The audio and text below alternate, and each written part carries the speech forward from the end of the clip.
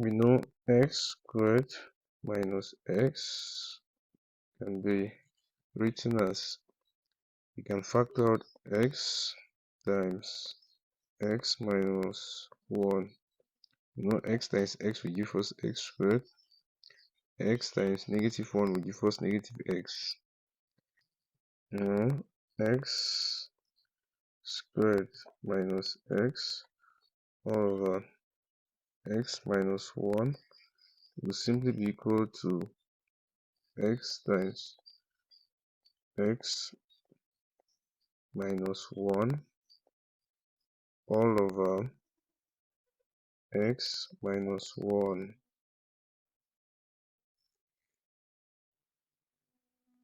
The x minus 1s will cancel, x minus 1 at the numerator will cancel, x minus 1 at the denominator. This and this will cancel.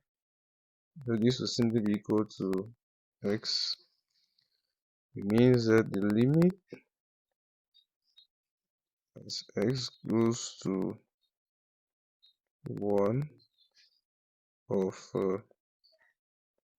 x squared minus x over x minus 1 is simply the same as the limit as x goes to 1 of x, and this will simply be equal to the limit as x goes to 1. We are simply going to replace x with 1.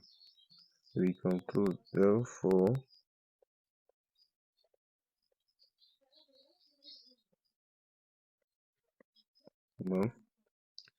write the answer. The limit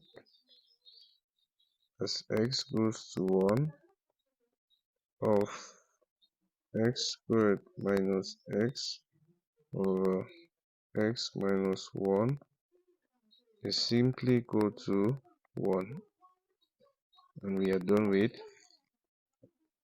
the solution.